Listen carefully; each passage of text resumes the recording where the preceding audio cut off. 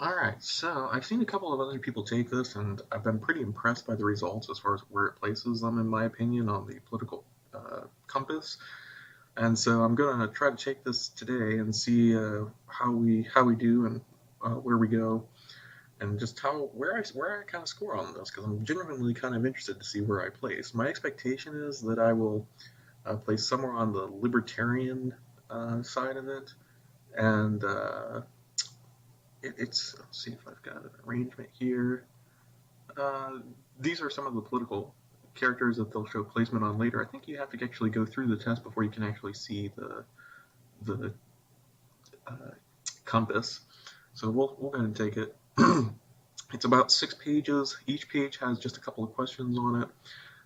It's just it's interesting because it makes you think about the questions that they ask. So we'll go through it and you'll kind of see the process and how it evolves. Just a few propositions to start with concerning, no less, how you see the country and the world. So this is generally speaking a broad view on these questions. If economic globalization is inevitable, it should primarily serve humanity rather than the interest of transnational corporations. Hmm. I'm sure that humanity or the I'd agree with that generally. I'd always support my country whether it was right or wrong. No, I disagree. I would think that if it's wrong, then you should strongly oppose it. If one chooses his or her country of birth, so it's foolish to be proud of. No one chooses his or her country. Well, no, if you're born to a country that you can be proud of, I think that you should. Good good on you. So our race has many superior qualities compared with other races. Our race has many superior. No, that seems a little racist to me. The enemy of my enemy is my friend. That's Machiavellian, but I disagree. I don't think that they're necessarily your friend. I think that's the kind of the trap that we fell into with the Germans and the Russians during World War II. Military action that defies international law is sometimes justified. Yeah, I would agree, especially if international law is not in itself justified. There is now a worrying fusion of formation and entertainment. Yeah, I think people give away a lot more information than they mean to. It's kind of starting to come back to bite us. Um, let's see. People are ultimately divided more by class than by nationality. No, no, I think that there's more division between the nations than there are in stratifications of the class. So I would strongly disagree with that. Let's see. Controlling inflation is more important than controlling unemployment. No, because if you control employment, then inflation by itself or by its nature will be corrected, and just in a course of matter of more goods being produced overall, inflation itself will be prevented. This is assuming um, this is assuming without a centralized printing monopoly such as we have in the Fed. So that's kind of a non sequitur between the inflation and the economy. Our economy in the valuation of our money isn't necessarily based off of strictly from the economy. So this is a hard question just because of the way it's worded. But no, I think that controlling the inflation isn't as important as controlling the unemployment. Um, Obviously, if you have a really high inflation, then your money is going to be worthless, and it doesn't matter what you employ the person at. But the production of goods and services, so long as that's being produced, really doesn't matter the valuation of your currency, um, because ultimately what we desire to have are goods and services, not pieces of paper.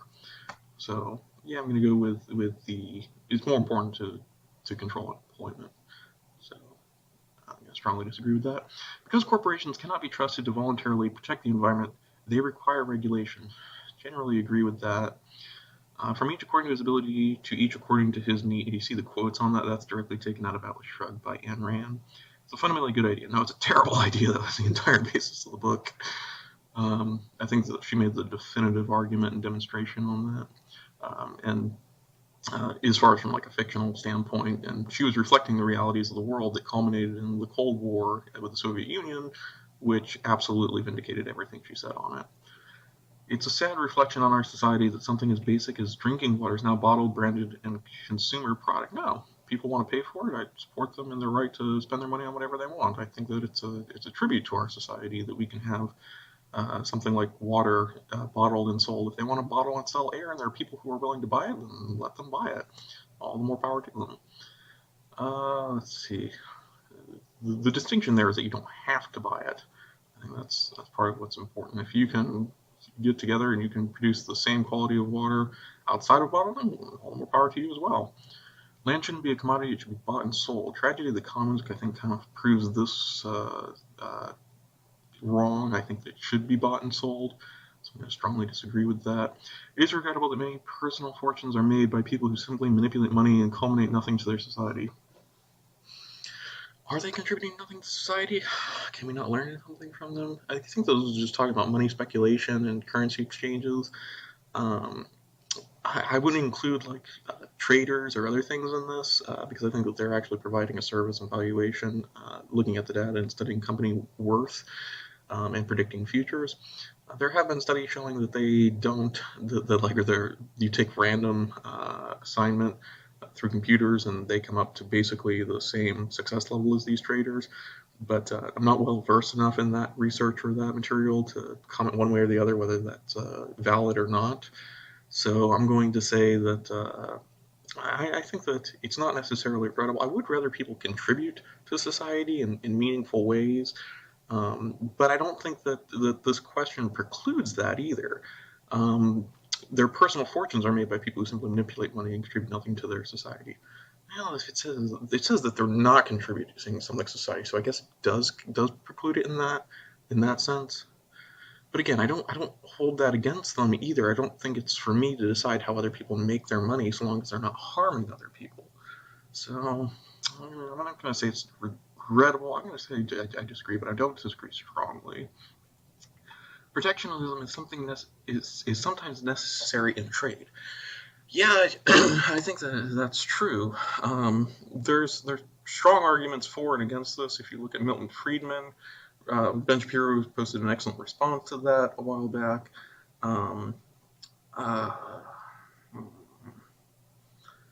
Necessary in trade. Sometimes necessary, not always necessary, but I would say sometimes necessary, yes. The only social responsibility of a company should be to deliver the profit to its shareholders. That is the ultimate bottom line of any company. But I don't think it's the only social responsibility that a company should have. Obviously, you'd want to be truthful. If you're delivering profit at the means of deceit, then that can't be really acceptable, deemed as acceptable. So I'm going to go. I'm going to go with disagree. I'm kind of reading more into that question, I think, than I should. The rich are too highly taxed. Totally agree. I don't think the rich should have to pay more than anyone else. I don't think that there's quote-unquote a fair share. Nobody can really define what that is. I mean, it'd certainly be different from what the poor would define as a fair share versus what the rich would define as a fair share. I think everybody should basically pay the same thing, and anything on top of that is gravy.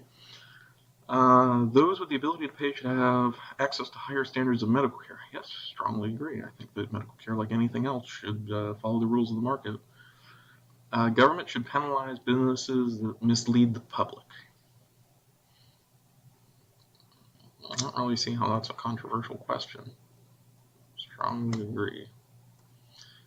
A genuine free market requires restrictions on the ability of the predator multinationals to create monopolies. Not really technically a free market if you're putting restrictions on it then, or if the companies are able to create monopolies. So that's kind of a self-contradicting question. I think that I get what it's aiming at. Like, if this free society did exist, would it require the government in order to prevent the monopolies from creating, or the companies creating monopolies and thus changing it from a free economy? And I would generally agree with that. I do think that there is evidence of that, such as we see in Facebook and the tech giants today, and we've seen in previous companies, such as recently Microsoft, and before that, companies like steel companies with J.P. Morgan and Rockefeller. So I'm going to agree with that in general. The freer the market, the freer people. Strongly agree. Let's see. Abortion when a woman's life is not threatened should always be legal. And this goes on to page 3. Now looking at some of your personal social values. So when a woman's life is not threatened should always be illegal. Abortion when a woman's life is not threatened. I've changed my mind back and forth on abortion a couple of times now, listening to arguments in the past. I think that Ben Shapiro was probably the first person I listened to that really changed my mind from a pro-choice to a pro-life. In the arguments that he laid out for personhood, those weren't new arguments necessarily that I had heard, but they were well condensed and well presented in such a way that I had a hard time refuting them. I've had a couple of discussions and done some research, reading essays presented by some of the pro-abortion advocates that led to the legalization of abortion, and I don't really feel that they hold up well under scrutiny today. And I backed off a little bit from Ben Shapiro's position and listening to Jordan Peterson and how he presents it, and saying that if you reach the point at which you need an abortion, you've made so many mistakes previous to that the question shouldn't be focused on an abortion debate so much as it should be the evaluation of the choices that you've made leading up to that. Um, and I really agree with that.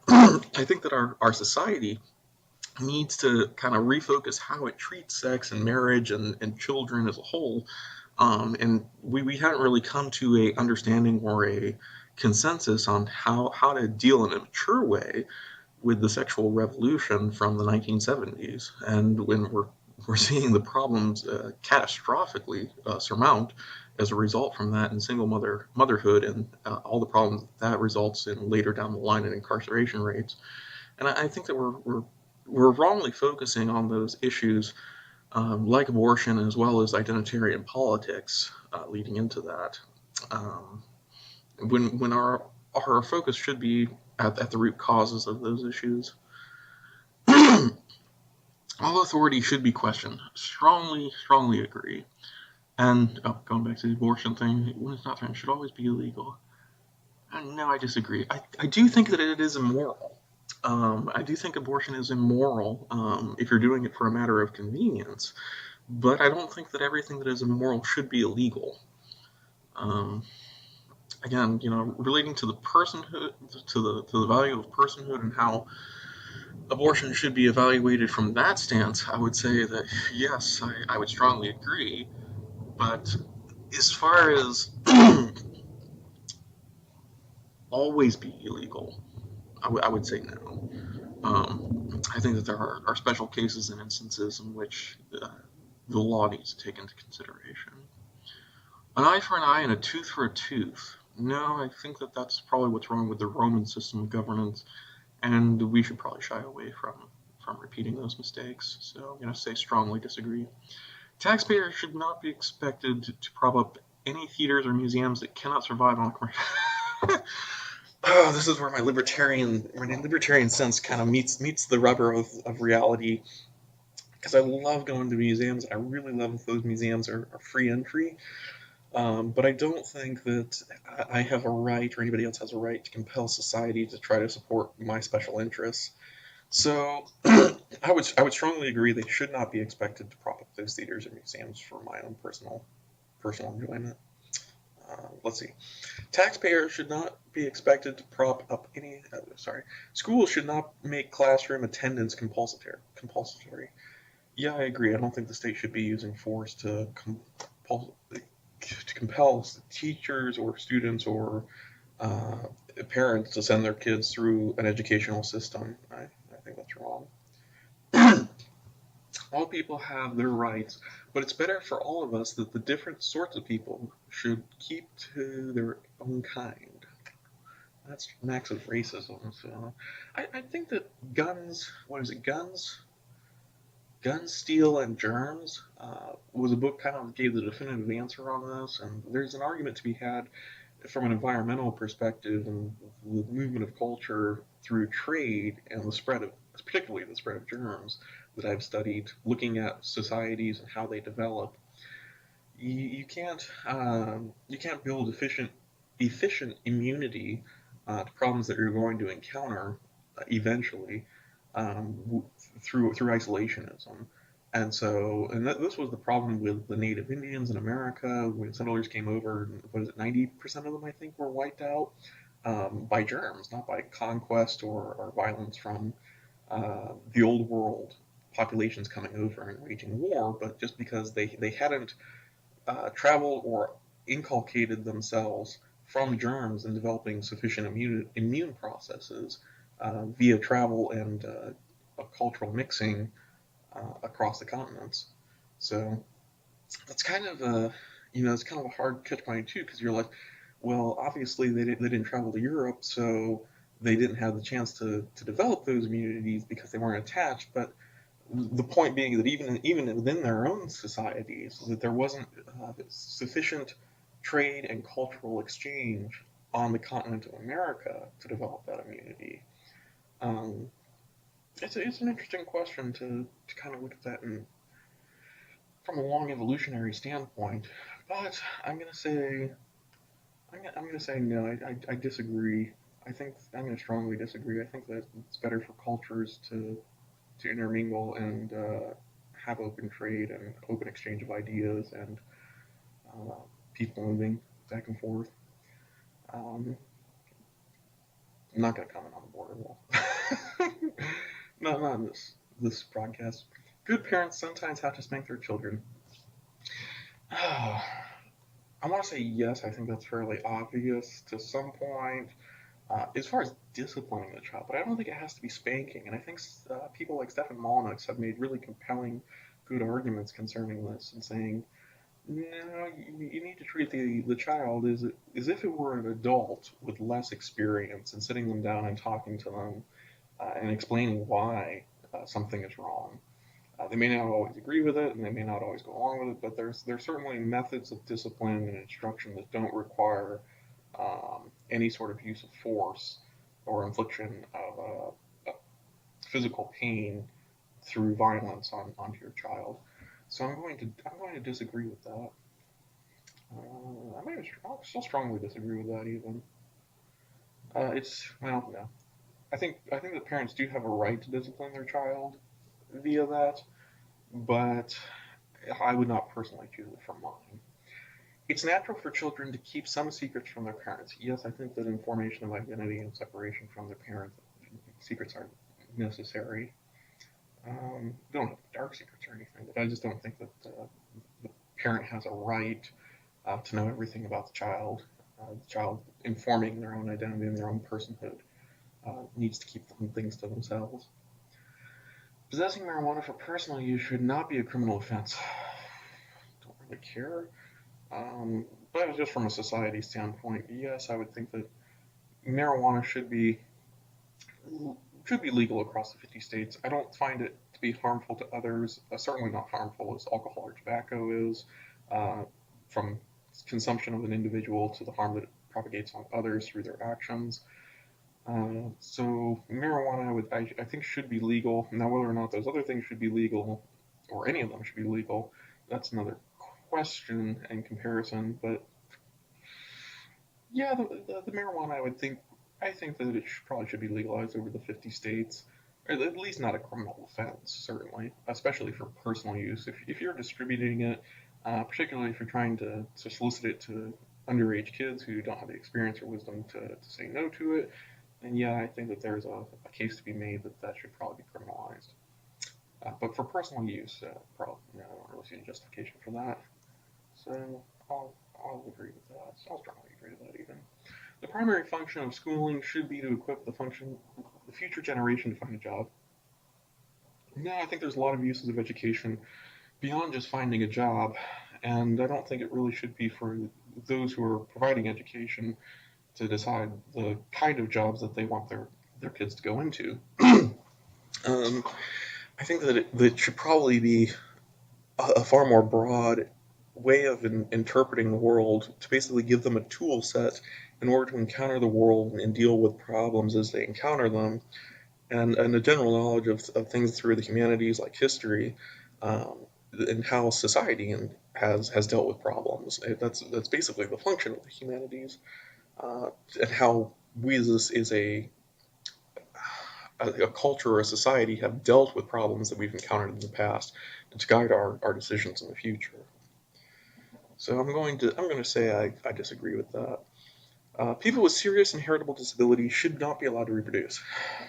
Who's going to decide, though? It's a serious inheritable disability, and who's going to decide who can't reproduce? I think you get into eugenics when you start looking at things through that lens. I'm going to strongly disagree with that. We've tried that in the past with disastrous results. The most important things for children is to learn to accept discipline. It's certainly not the most important thing for children. I think that maturing and developing self-discipline is probably the most important thing. So I'm going to disagree. There are no savage or civilized people, there are only different cultures. Now, I have to disagree with that one. I think that there are very savage cultures and societies that are to the extent of barbaric, and there's reasons that we have preferences for one society over another. So I'm going to strongly disagree with that. Let's see. Those who are able to work and refuse the opportunity should not be expected to support society. I strongly agree. Boot the moochers and the smoochers off the public dime. I do think that there should be a charity type safety net, but I don't think that society should be compelled to provide that.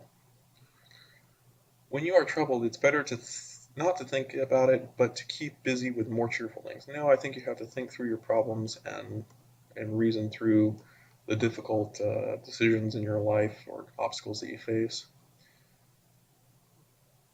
Oh, I put strongly agree. I put strongly disagree. There we go. Let's see. First generation immigrants can never be fully integrated within their new country. Depends on what you mean by fully integrated. I would think that they can. What I generally see as a problem today is second and third wave immigrants who try to reach back into their history, or we see a problem where immigrants will cluster together and to reform or hold on to their culture that they've moved away from. Um, kind of these micronations within the nation that they've come to. We see that particularly in refugees who've come from the Middle Eastern crisis into Europe, and we see it on a smaller scale today with immigrants moving into the United States. Not so much in the United States, but particularly in Europe in the migrant crisis. I see that as a strong problem. So I'm gonna disagree with the first generation things, particularly just because of the first generation. I don't think it's that they can never be fully integrated. It certainly hasn't been true in the past. You think of like Italian or Irish immigrants, they strongly integrated into the American culture successfully, but that was a conscious choice, and they divorced their culture that they had moved away from and adopted the new culture of the Americas when they came. What's good for most successful corporations is always ultimately good for all of us. True to an extent, if in a free exchange in a free society, that would be true. We're a fully informed free society, I should say. We see the problem come up with things like Google and like Facebook, where you're giving away more information than you necessarily intend to, and that becomes a problem. Um, yeah, I'm gonna have to disagree with that. No broadcasting institution, however independent its content, should receive public funding. Looking at you, NPR, BBC, and The Spiegel.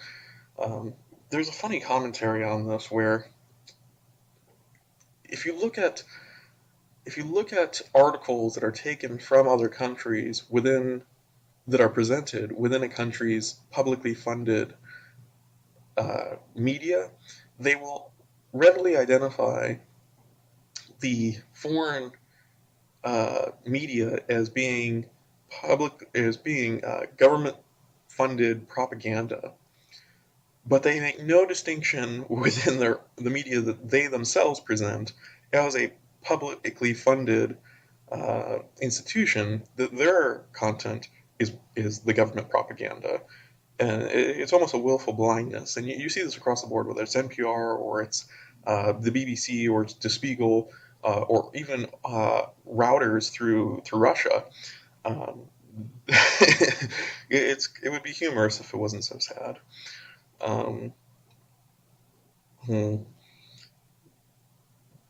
Yeah, what's good? No broadcasting institution. Should they receive public funding then? I don't. I know. I don't think that they should be. I don't think that a society that is free should allow for the compelling of funding for something like that. I think that if it has merits, it's going to stand on its own, and forcing public funding just allows the door for too many things like the government propaganda problems that they have. So I think we've seen this demonstrated over and over and over again with the BBC, in particular, Der Spiegel in the past, routers consistently since its inception, and NPR. I mean, it's harder for me to identify that because that's my government, but I don't think it's free of that kind of propaganda and bias either. So I'm going to strongly um, I'm going to strongly agree with that. Yeah. We'll move on to page 4. We're talking about the wider society. Our civil liberties are being excessively curbed in the name of counterterrorism. Strongly agree. Looking at the post 9/11 and the Patriot Act, as well as the Edward Snowden files, I think it's almost impossible to come to any other conclusion, given the data on that. A significant advantage of one party state is that it avoids all the arguments and delays the process of the democratic political system. Yes, by definition, that is true. But I'm not sure I consider that an advantage. If you look at societies that wrestle and grapple with the pros and cons of any decision, I think that there's uh, a, a better formulation in discussing these decisions so that you can make more informed decisions and avoid some of the problems that you might encounter or biases that favor one action over another. So I'm going to say I have to strongly disagree on that. Although the electronic age makes official surveillance easier, only wrongdoers need to be worried. Again, with the Edward Snowden files and particularly the Google and the Facebook, it depends on who's defining wrongdoers that becomes a problem. So if you oppose an agenda of the state or whoever's doing the surveillance and you become the target, you may not have necessarily done anything morally or legally wrong, but they can target you for your behavior to construe it as such. And we've certainly seen that with the dark intellectual web. Um, so yes, gotta strongly disagree with that. The death penalty should be an option for the most serious crimes. Well, I think it should be an option. I don't think that it necessarily should be one that's easily pursued, and there should be a very high standard at which it's carried out. But I do believe that it should be an option for some individuals who prove incapable of reforming. In civilized society, one must always have people above to be obeyed and people below to be commanded. Not necessarily at all. I completely disagree with that. I don't know if that's true on a microcosmic level or a national level or even a global level. Abstract art that doesn't represent anything shouldn't be considered art at all. I generally agree with that because if it doesn't represent anything, then it's by definition it is an art. But I'd say that's an unrealistic question because all things are representative of something, even if you're not aware of what they are. Self-contradicting question. All right. So in criminal justice, punishment should be more important than rehabilitation. No, I think rehabilitation is more important. I think prevention is by far the most important, but rehabilitation I would like to see a stronger focus on. Certainly shouldn't be comfortable for criminals, but shouldn't be a cakewalk either. So I'm gonna strongly disagree with that. I think that we need a much more lenient criminal justice system to begin with in most civil matters and a far harsher criminal sentencing on criminal matters. Let's see. It is a waste of time to try to rehabilitate some criminals. They're sociopaths or psychopaths, and yes, I would strongly agree. The business problem with that being, though, is that it's hard to identify such people strictly into black and white categories, and you're usually not going to be able to determine that until you've made several attempts to try to rehabilitate them. the business person and the manufacturer are more important than the writer and the artist. No, they go back and forth as far as their importance depending on the situation that they're involved in. So I'm going to disagree on that one. Mothers may have careers, but their first duty is to be homemakers. I don't really feel it's right to tell somebody that they can or can't do as far as a career. But the way that the question is worded here, it says that if the mother's duty, so it's defining her already as a mother. So she's already made that choice to have a kid, a child, and I think that that should be her first duty. And the same as if it was a father. The first duty of a father is to focus on a family and raising the kids, and the career would have to come second. That doesn't mean that they can't pursue those things, but just that their first priority has to be the family that they've decided to make. So I'm going to strongly agree with that. Multinational companies are unethically exploiting the plant genetic resource of developing countries. Exploiting plant genetic materials? Um, are we sneaking into other countries and stealing their plants? I'm not aware of this. I might need to do more research on it, but I'm going to have to strongly disagree with based off my knowledge now. Otherwise, I mean, if the country was doing something with the plants, obviously they wouldn't sell them to us. And if they were no value to us, then we wouldn't buy them. So I think it's a mutual benefit between the countries occurring in that case. And again, might be something else going on, but not that I'm aware of. Making peace with the establishment is an important aspect of maturity. No, I think equally important is challenging and questioning the establishment. So I'm going to disagree with that. I don't think there's a point at which you make peace with the establishment, quote unquote. I mean, there's the rebel teen angst that I think most people go through, but I don't consider that necessarily a broad umbrella of just questioning the establishment. I think you need to question the establishment throughout your whole life. 506. If you got through that okay, you'll find these propositions on religion agrees. All right. So astrology accurately explains many things. No, astronomy does, but not astrology. Astrology doesn't really explain anything. You cannot be moral without being religious. No, I strongly disagree. I think people can be moral without being religious. If I were to put myself into a meta spiritual kind of mindset, and you had a had an entity that required, a deity that required religious aspects for it to consider you moral, then I would agree. But from a human perspective, no. Charity is better than social security as a means of helping genuinely disadvantaged. Strongly agree. Charity requires you to kind of get outside of yourself and supporting and caring about your fellow man, whereas merely relying on social security doesn't do that. So I think that charity has a better argument to it, and that it involves you in the process of caring for other people. Some people are naturally unlucky, and by definition of luck, I would say like in a gambling random chance, yes. Some people are born with genetic diseases or unfortunate circumstances entirely outside of their control. So I would strongly agree. It is important for a child's school to instill religious values. Well, if I was religious and they were of a different religious value than mine, I would be very strongly against that. I would rather schools just not have any sort of religious affiliation or try to instill religious beliefs in children, period. I think that those values are best left up to the home and the individual as they hear arguments from other individuals on religion. So I would strongly disagree on that. All right, last page. Finally, look on, of course, on sex. Um, Sex outside of marriage is usually immoral. It depends on the purpose and the conduct of sex and what your moral values are. I don't see anything as far as two consenting adults as being immoral on a societal level. From certain religious aspects, I would certainly say yes.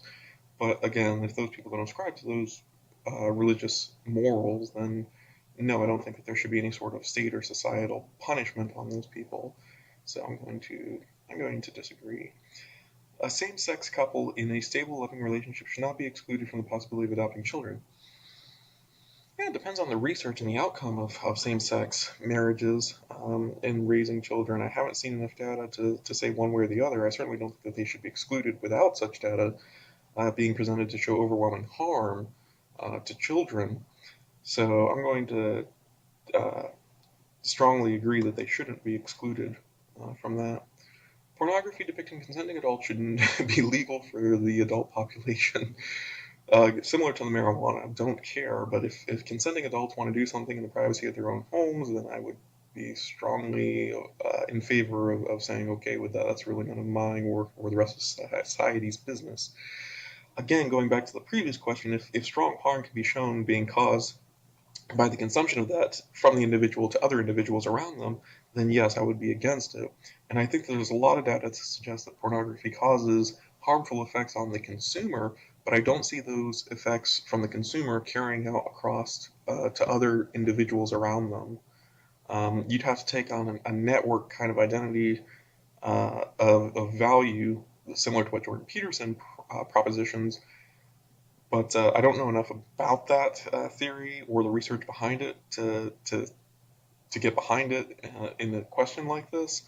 It certainly holds up to good sense, but I'm not willing to stand behind that stance on questions like this or marijuana or giving the state the kind of power to restrict individuals and the freedom of the choices they make and whether it may or may not cause harm to themselves.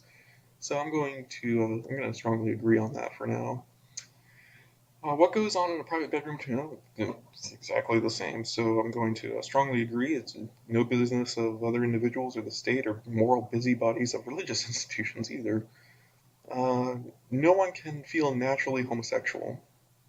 How would you know? Obviously, you wouldn't. So I'm going to strongly disagree. Um, these days, openness about sex has gone too far. I would strongly agree with that. If you look at other societies such as Japanese society and how they conduct themselves, I think that they have far more sexual fetishes and expressions of those sexual fetishes, but it's done in a conservative manner, fairly tactfully or respectfully, keeping it either in the bedroom or acceptable means throughout an expression of society. Whereas, like if you go to San Francisco or even Georgia, during certain parades, not necessarily even a pride parade, but like a BDSM parade, the things that you see there are unsavory to say the least. They're despicable and debasing, not necessarily because of the acts themselves, but just their expression of them. Um, I think it was Black Pigeon who did an excellent presentation on this that changed my mind a couple months ago concerning this and comparing the West to the East on this exact question. And I agree with him that we need to tone it down in our how open we are. So let's go. I think that's it. Let's go ahead and just see where I'm at. Again, I expect to be on the center libertarian side, but maybe a little to the right. We'll see. Oh, no, there you go. Dead on. I did expect myself to be a little bit lower and maybe a little bit more to the center. It looks as if I'm about not quite two deviations over towards the right, and I have about four deviations down to the libertarian, so I don't quite meet all the way down to the anarchist level, I would say. Um, do they have? Yeah, here we go. So you've got different distributions of other people throughout history. Gandhi over here on the left libertarian, Stalin on the authoritarian left, Hitler on the right authoritarian, Thatcher on the far right authoritarian, and Milton Friedman on the far right, slightly libertarian. I would probably praise Friedman a little bit more libertarian than that. I would suspect somebody like Ayn Rand to be down here.